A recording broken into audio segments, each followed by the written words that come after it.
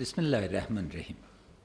جناب کارتر، ایالات امریکا به نمایندگی ملت، قوای امنیتی و دفاعی افغانستان و دولت افغانستان، شما دوست دیرینه و همکار استراتژیک ما را در افغانستان خوش آمد میگم.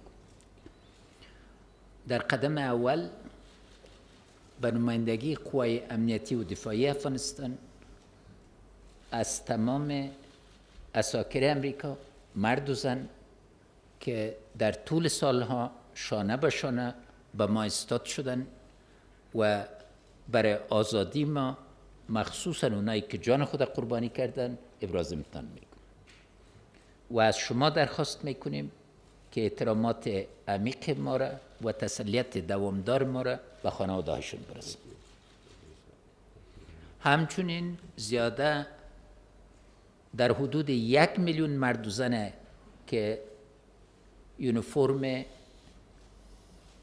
قوای امنیتی را پوشیدن و تحت قمانده شما در خاک ما همراه ما کمک کردن، از همشان ابراز امتنان میکنیم. هر بار که اینا رو میبینین، مراتب امتنان عمیق ملت و دولت افغانستان به اینا ارائه کنید. من میخوام در قدم اول از قوای امنیتی و دفاعی ما ابراز امتنان کنم. بعد از تکمیل پروسه انتقال که ما شما سرش مشترکاً کار کردیم، اولاد صدیق از این وطن به قیمت خون خود آزادی ما را به دست آوردن و حفاظت کردن و از شما و رئیس جمهور با ما ابراز امتنان میکنیم که این قربانی از اینا را حرمت گذاشتین و در کنفرانس وارسا تصامیم نهایت عمده گرفتین. تصمیم اولتون راجع به تمویل 3 سال آینده قوای امنیتی و دفاعی ما بود که بدون امکانات یک اردو حرکت کرده نمیتونه، قوای امنیتی و دفاعی، و وعده ما در این قسمت پروگرام واضح ما است که هر دلار، هر افغانی با په شفاف توګه حساب ورکول کیږي. موږ مصمم یو چې هم خپله برخه ډیره کو، لکه چې تیر کال هم ثابته کړه چې سره له دې چې اقتصادي وضع د افغانستان ډیره خرابه وه، موږ خپله برخه د امنیتي او دفاعي قواو د تقویې دپاره ډیره کړه او دې ته به دوام ورکوو. مګر هغه امکانات چې له باندې نه راځي په مطلق شفافیت سره به استعمالیږي او لکه چې ما وارسا کې وویلې، موږ غواړو چې دا په شرایطو باندې راوړو چې واضح د مدیریت د نظام جوړولو، د سیستم جوړولو یو نظامي چې وکړی سو، او بل د دې څنګ کې موږ ژمن یو چې خپل اقتصاد ته داسې پراختیا ورکړو چې د دې 3 کالو په ختم کې موږ وکړی سو ډیره برخه د امنیتي و دفاعي قواو ضرورت خپله ترسره ورسو. دوهم، ډیر مننه چې تاسو فیصله وکړله چې جنرال صاحب نیکلسن ته خاص اختیارات ورکړي.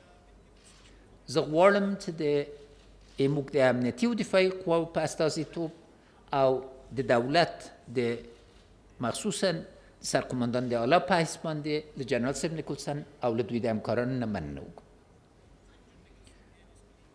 هم جنرال صاحب کمبل، هم جنرال صاحب نیکلسن آخري کوښښونه یې کړي دي، هغه رقم موږ سره درېدلی دي، نه شپه یې لیدلې نه ورځ. داسې وخت نه و چې موږ ضروریاتو ته دوی ځواب نه ده ویلی او موږ سره د زړه له کومې نه دوی څو واره افغانستان کې خدمت کړی، اما اوس خاص مراحل او مراتب دي او موږ مننه کوو. او هغه صلاحیتونه چې دوی ته ورکول سوي دي، هر صلاحیت د دې مساوي په 100,000 مسلح قواو ده.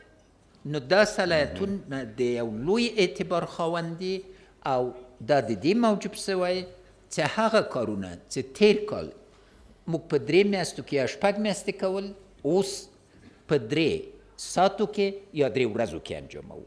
و قوای امنیتی و دفاعی ما از همکاری جنرال نیکلسن و تمام همکارایشان و وزارت دفاع که تحت نظر مدبرانه شما اداره میشه نهایت ممنون است. و نقطه سوم تصمیم راجع به موجودیت 8400 نفر افراد یونیفرم در افغانستان است. ما از شما و رئیس جمهور اوباما خاصتا ممنون هستیم و دلیل است که رئیس جمهور اوباما به ملت امریکا وعده کرده بود که تعداد عساکر در افغانستان تقلیل می. دلیل از این که فیصله خود گشتاندن و این تصمیم گرفتن تغییر ماحول بود. انتقال با فرضیه از این استوار شده بود که توریسم در حال ختم شدن است، خطر القاعده در حال رفتن است. در 2012 هیچ کس پیش بینی داعش نداشت. ماحول تغییر کرد، اما مخصوصا دولت افغانستان صلح خواست، هم در مقابل مخالفین مسلح، هم در مقابل همسایه. تمام کوشش‌های ما برای صلح رد شد و قوایی که نه هدف دارن، نه کدام دیدگاه برای یک آینده سالم افغانستان دارن، کوشش کردن که افغانستان به تباهی بره. دیروز هم خدمت همکارا ذکر کردم، پل را که با $2 میلیون ایجاد میشه و مردم ما را با هم وصل میکنه تا طفل به مکتب بره، زن به شفاخانه بره، زن حامله به شفاخانه بره و دیقان و باغدار مال خود به شهرها برسانه، از خاطر $1,000 انفجار میده. اینجا ضرورت اساس که به صورت واضح بفهمیم که قانون اساسی افغانستان دیدگاه ماست. دولت افغانستان متعهد به اجرای قانون اساسی خود است. حقوق و وجایب مخصوصا که برای زنای ما، اطفال ما، هر فرد ما و تصمیمی که دولت ایالات متحده امریکا گرفت، یک تصمیم راجع به آینده و نسل‌های آینده افغانستان است. از این جهت یک فضای اطمینان ایجاد شده و در عین حال پیغام واضح به کسایی که و قوت‌هایی که صلح نمیخواهند، ثبات نمیخواهند داده شد که آرزوهای شوم خود در میدان جنگ به دست آورده نمید. ما باز هم میخوایم که با وضاحت ذکر کنم که ما تعهد ما به مردم ما به اساس شفافیت، مبارزه سرتاسری با فساد اداری و تنظیم منابع بشری ماست. از این جهت هیچ نوع اختلاف بین دیدگاه ما و دیدگاه شریک استراتژیک ما ایالات متحده امریکا وجود نداره. فساد برابر توریسم خطرناک است. تعهد ما بر اجرای حقوق بشر، اجرای حقوق طفل سرتاسری است و امید واضح داریم که آینده افغانستان ان شاء الله تعالی درخشان خواهد باشه و مشترکاً خطرات را که از پاریس و بروسل گرفته تا خود ایالات متحده امریکا وجود داره، ما مشترکاً ان شاء الله سرش فائق خواهد شدیم. بازم از تشریف آوری شما نهایت تشکر و از شما خواهش میکنم که نظریاتتان امرای ما شریک کنید. Thank you so much, Mr. President. Nice to see everyone. Good afternoon. It's very good for me to be back once again here in Afghanistan, and it's always an honor to be here with President Ghani. This is my third trip as Secretary of Defense. Been here many times before that as well, and my visit comes on the heels of three major decisions that the United States has made. First, to enhance the authorities of our ground commanders, commanded by General Nicholson. Second, to maintain our financial commitment to the Afghan security forces, and third, to retain a more substantial U.S. force presence into 2017. I'm also pleased to report that our allies, with whom both President Ghani and CEO Abdullah, as well as I, and of course President Obama, met in Warsaw last week, those allies also intend to remain fully committed to the Resolute Support Mission here in Afghanistan and to assisting the Afghan security forces. I've had a very productive day here of meetings and my wide-ranging conversations both with President Ghani, Chief Executive Abdullah, as well as their security ministers reaffirmed to me that we have strong partners here with a common vision focused on a secure and prosperous future for the Afghan people. It was a pleasure to meet for the first time with my new counterpart, Minister Habibi, as well as Minister of Interior Jahid, to discuss the future of our security partnership and the progress of the Afghan National Defense and Security Forces since taking full responsibility in January 2015. I look forward to working with them in the weeks and months ahead. As the coalition partners reiterated at the NATO summit in Warsaw last week, where they confirmed their commitment to financial sustainment to Afghan forces and the continuation of the Resolute Support Mission, the Afghan security forces have demonstrated the motivation, the will, and the resilience in the face of a persistent enemy. I have confidence in the ability of the Afghan forces to provide for the security and stability that the Afghan people deserve. And I commend them for fighting courageously last year during a tough fighting season and for their continued dedication in the face of formidable challenges this year. And in fact, Afghan security forces continue to step up. For the second year now, Afghan forces are fully responsible for their own security, and every day, nearly 320,000 Afghan soldiers and police are serving and fighting courageously. And many, far too many, have paid the ultimate price. I join President Ghani in honoring their sacrifices. Now, with Afghan forces taking even further lead for security, we're looking to build upon their successes, to find ways to support and enable them more effectively. With that in mind, we also discussed President Obama's announcement last week regarding our troop levels, an adjustment I recommended after consulting with General Nicholson, General Votel, and General Dunford. Maintaining a U.S. force presence in Afghanistan of 8,400 troops will enhance our ability to continue progress on our two most central missions here in Afghanistan: training, advising, and assisting Afghan forces so that they can secure their nation, and supporting counterterrorism operations that prevent the use of the territory of this nation as a safe haven for terrorists against all of us. Finally, we discussed President Obama's recent decision to grant additional flexibility to the U.S. commander here in Afghanistan, flexibility that will maximize the use and effectiveness of our forces that are already here in Afghanistan to support Afghan forces. Earlier today, I met with General Nicholson to review the ways in which these additional authorities are being utilized to support Afghan security forces and pursue our counterterrorism objectives. This added flexibility, coupled with the new integration of the A-29 and MD-530 close air support platforms, reflects our determination to seize every opportunity possible to use our resources in theater to the greatest possible effect. We're prepared to take these steps because we have a strong and stable partner in Afghanistan. President Ghani, in partnership with Chief Executive Abdullah, is advancing crucial reforms that are critical to securing the future for this nation.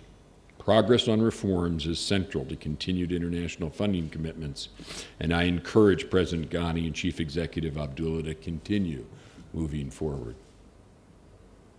So, President Ghani, thank you for hosting me and our forces here, for the close working relationship you and I have shared over many years. I remember the first thing you did when I introduced you in the Pentagon courtyard in March 2015. And by the way, I'm not the only one who remembers this very well. Many Americans remember this very well. You said thank you to the men and women of the U.S. military for the sacrifices they and their families have made over the previous 14 years. And you also took the time to visit Arlington National Cemetery to remember the fallen. It was a deeply appreciated gesture. Thank you. And I want to take this similar opportunity while I'm here, Mr. President, to deliver my own message to the Afghan people who've put themselves at risk and sacrificed so much to bring us to this point of promise, potential, and strength. We're with you. We stand by you. And we will continue to work hard together to finish the mission we started.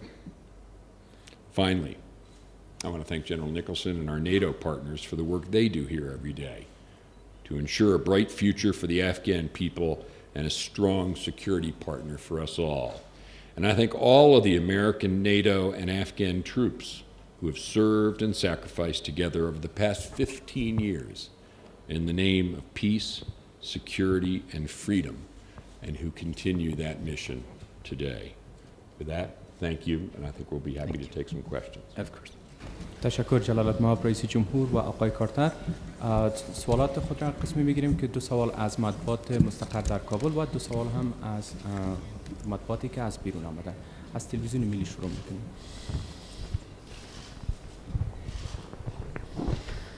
تشکر. نبی‌الله حسینی هستم از تلویزیون ملی. خوش آمدید میگم جناب وزیر دفاع امریکا را به افغانستان. شما از نیروهایتان مشخص ساختین که در افغانستان به 8400 تا می باشه. حالا از صلاحیت‌هایشان شما برای ما مشخص‌تر بگویید، چرا که افغانستان منبع و تمویل تروریسم میدانه که از خارج مرزهای افغانستان است. در رابطه با مبارزه با تروریسم صلاحیت‌های از اینا تا چی حد است؟ و از جناب رئیس جمهور افغانستان سوال ما است که در کنفرانس وارسا جامعه جهانی دعوات مشخص را برای تمویل و کمک افغانستان نمودند. ضمانت شما برای جامعه جهانی چی بود که از این کمک ها شما با کدام صورت و با کدام بهترش استفاده میکنید تا عیف عمل نشود؟ Sir, first of all, General Nicholson has been given by myself and President Obama very broad authorities against terrorism.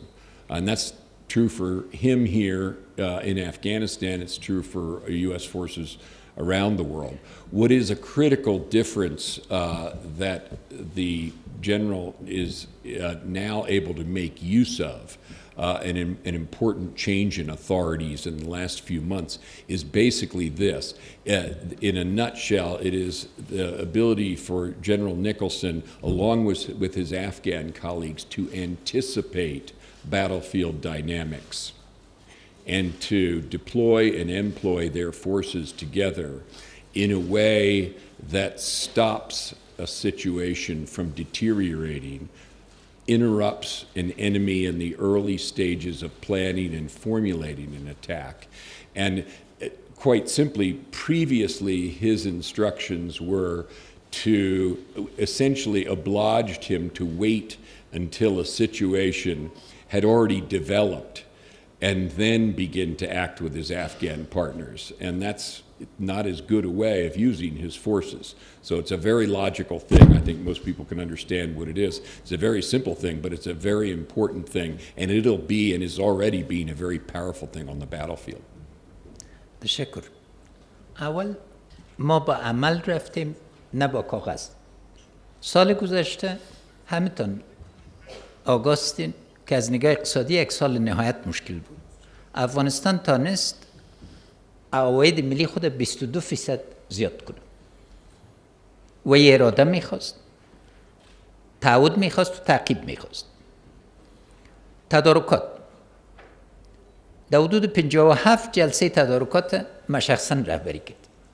تنها در بخش امکانات غذایی وزارت دفاع که از جناب مشترک رئیس و بیس ابراز امتنان میکنیم 1.6 میلیارد افغانی صرفه‌جویی شد که امروز ما ایره بر رسیدگی به خانواده شهدا و مجروحین اختصاص میدیم. سیستم منسجم تقاعد سیستم منسجم ترفیع، حرف اساسی ما ایجاد یک نظام باورمند است. هر عسکر، هر سرباز و هر افسر پلیس، در فرد پلیس و افسرش به صورت اساسی تثبیت خواهد شد، بایومتریک خواهد شد، باورمند خواهد بودیم که وجود داریم و نظام یک نظام است که هر اولاد غریب باید یقین داشته باشه که به اساس کفایت خود بالاترین مراجع امنیتی و دفاعی ما میرسه. و عمده‌ترین تعهد ما تعهد سربازای ماست، تعهد بریدملای ماست، تعهد افسرای ماست، تعهد جنرالای ماست که با سربازی خود ثابت کردن که برای مملکت باور داره. 549 نفر از اکادمی دفاعی ما فارغ التحصیل شدن، 13 دخترای جوان ما بودن. یک هفته بعد اکثریت از اینا در خط اول هلمند و ارزگان قرار داشتن. تعهد به این رقم و یک دیدگاه واضح و شفاف که چیزی را که ملت ما درخواست میکنه در عین حال به جامعه جهانی تعهد کرد.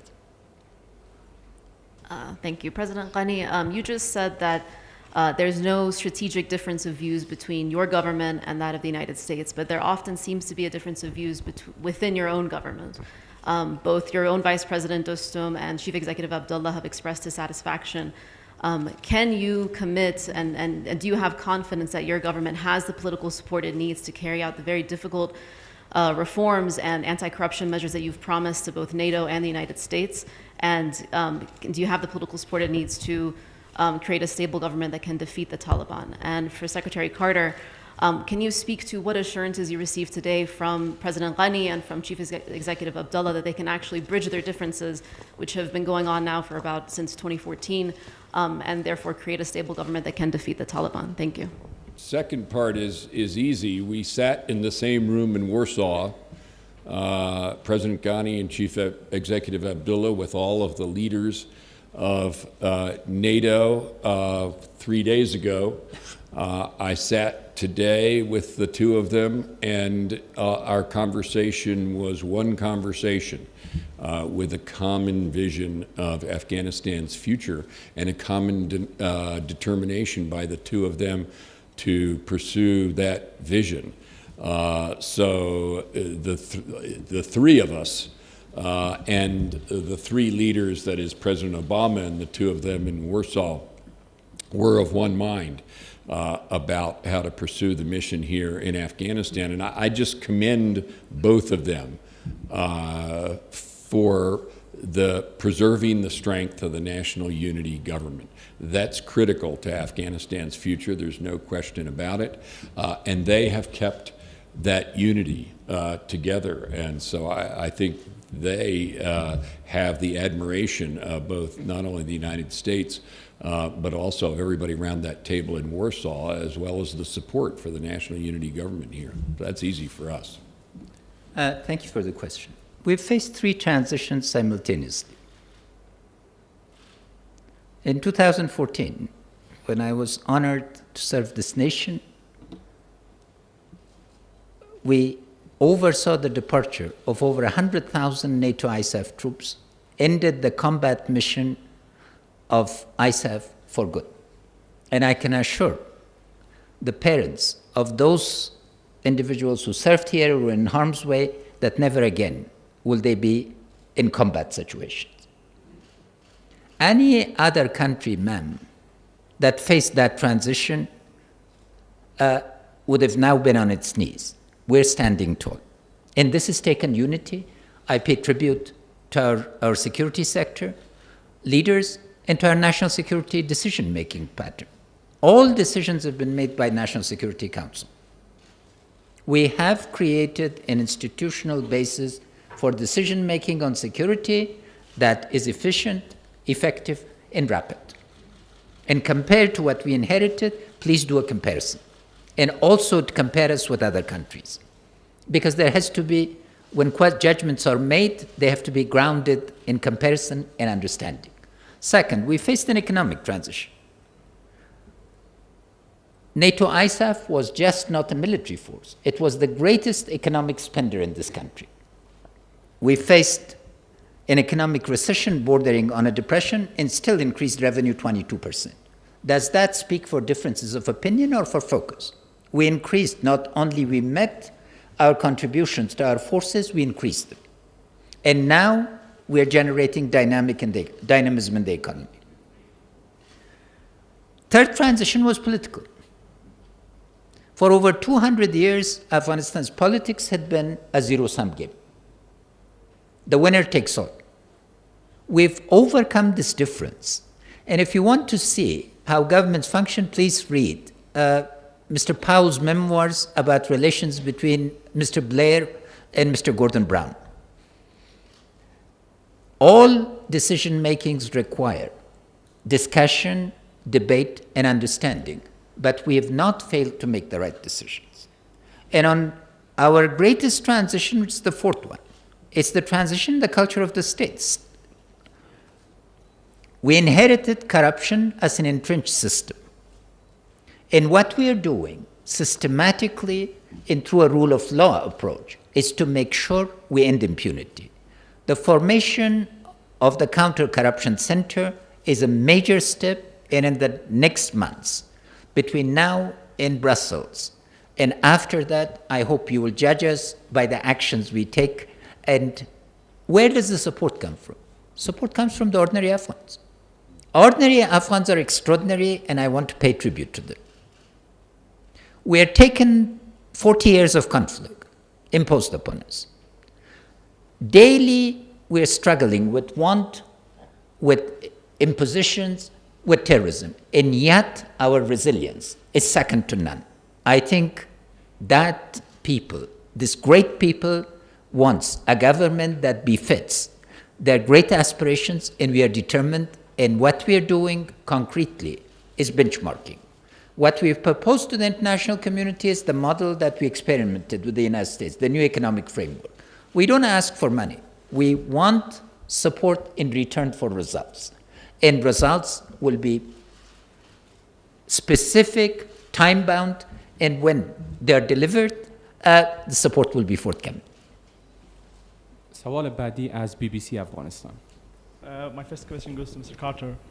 The United States has targeted Taliban leader Mullah Mansour deep inside Pakistan territory and beyond the tribal areas. I'm wondering to know whether it was only a one attack or you're going to continue targeting insurgent leaders in those areas far from tribals again and again.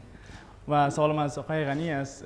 شما پیوسته گفتین که در یک جنگ اعلام ناشده با پاکستان درگیر از جنگ هستین و مشکلات شما هم با پاکستان روز به روز بیشتر میشه و ما میبینیم که اختلافات بیشتر شده. ما میخوایم بفهمیم که به خاطر حل از این مشکلات و اینکه پاکستان به تقاضاهای شما توجه کنه کاری بوده که آمریکا میتونسته بکنه و نکرده؟ تشکر.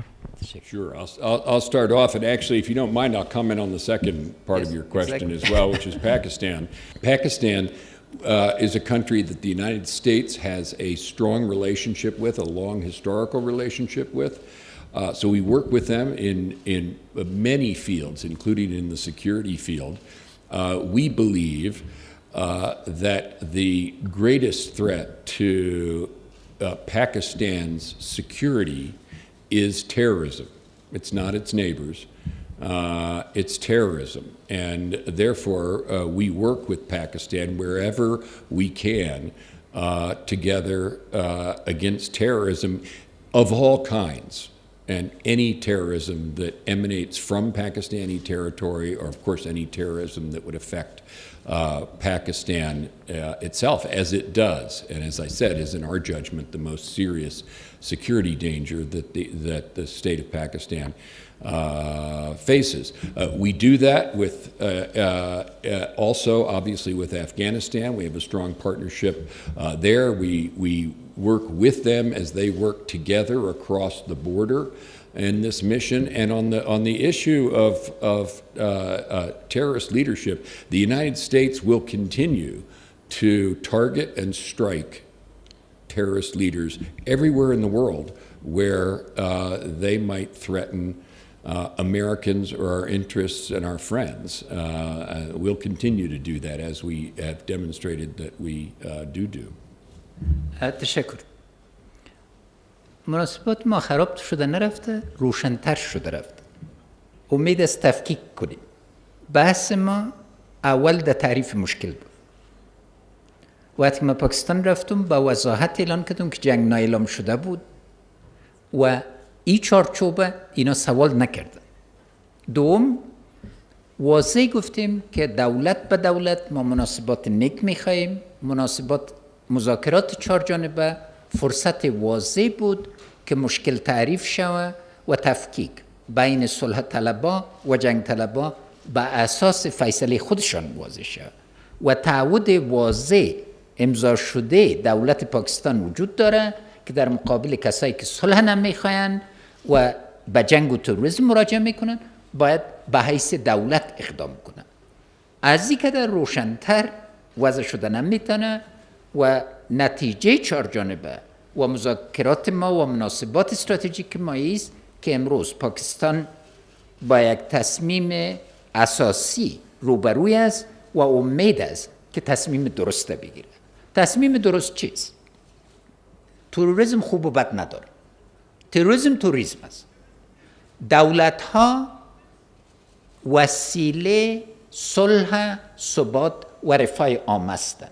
مناسبات بین دولت ها به اساس قوانین بین المللی عیار میشه، در غیر از او تمام نظام منطقوی و نظام بین المللی مورد خطر واقع میشه و از این که در وضاحت زیادتر با وجود آمده نمیتونه و ما از شرکای بنیادی ما ایالات متحده امریکا تشکر میکنم تمام اقدامات لازمه صورت گرفت با درک ازی که ایالات متحده امریکا میخواد که تمام دولت‌های منطقه در صلح باشن، در مقابل تروریسم صف واحد بگیریم و مشکل تعریف کنیم.